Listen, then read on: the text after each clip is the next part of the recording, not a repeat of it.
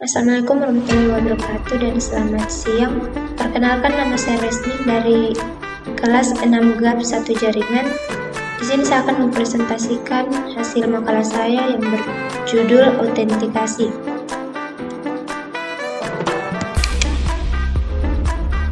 Latar belakang, autentikasi adalah sebuah mekanisme atau prosedur koneksi yang bertujuan untuk mengetahui legitimasi user yang mengakses ke suatu sistem merupakan pengguna yang legal. Untuk memperkuat keamanan pada suatu sistem, dapat diterapkan beberapa macam jenis autentikasi. Mekanisme autentikasi secara umum diterapkan berbagai macam kasus. Salah satunya adalah mengakses sistem dari jarak jauh yang bertujuan untuk memperoleh hak akses penuh terhadap suatu sistem atau database sistem. Salah satu upaya yang dapat dilakukan untuk mengamankan suatu server adalah dengan menggunakan firewall. Pengertian autentikasi. Autentikasi adalah suatu metode untuk menentukan atau memastikan bahwa seseorang atau sesuatu adalah asli atau benar.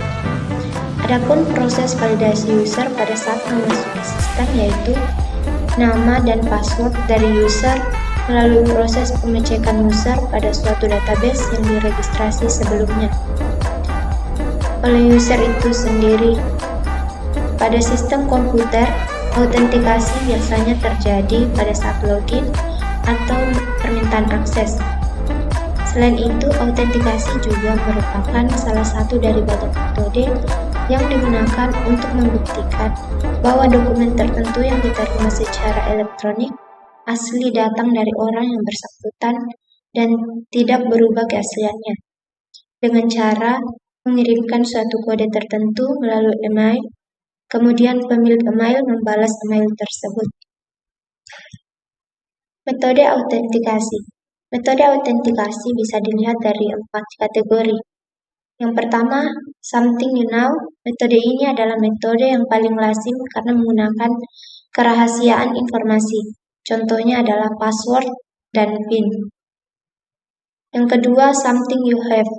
Metode ini merupakan faktor tambahan untuk membuat autentikasi menjadi lebih aman dengan menggunakan barang. Contohnya, ID card, kartu kredit, telepon seluler, perangkat token, dan sebagainya. Yang ketiga, something you are.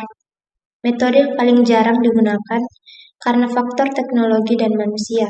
Cara ini menggunakan bagian tubuh yang tidak mungkin sama dengan bagian tubuh orang lain, seperti sidik jari, DNA, suara, pola retina, atau aspek biometrik lain. Yang keempat, something you do. Berasumsi bahwa setiap user pasti berbeda dalam melakukan suatu hal. Contohnya menggunakan analisis suara, voice recognition, dan analisis tulisan tangan. Jenis-jenis autentikasi yang pertama, autentikasi kata sandi, autentikasi dua faktor, autentikasi token, autentikasi biometrik, autentikasi transaksi, autentikasi pengenalan komputer. Fungsi autentikasi. Berikut ini merupakan beberapa fungsi dari autentikasi. Yang pertama, melakukan verifikasi dan validasi identitas pengguna sebagai pihak yang paling berhak mengakses akun atau masuk ke dalam sistem jaringan tersebut. Yang kedua, melindungi data pengguna dari orang-orang yang tidak bertanggung jawab. Kesimpulan, autentikasi adalah perlindungan ganda yang membuat pengguna lebih maksimal dalam menjaga keamanan data. Apabila memiliki data pribadi dan tidak ingin diakses orang lain,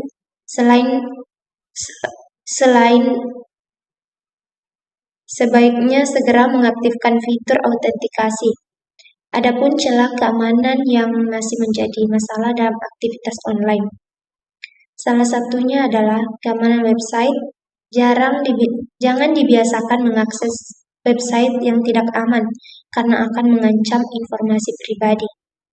Website yang tidak aman ditandai dengan tidak adanya sertifikat SSL, karena SSL berfungsi untuk mengamankan koneksi untuk pengguna menuju server.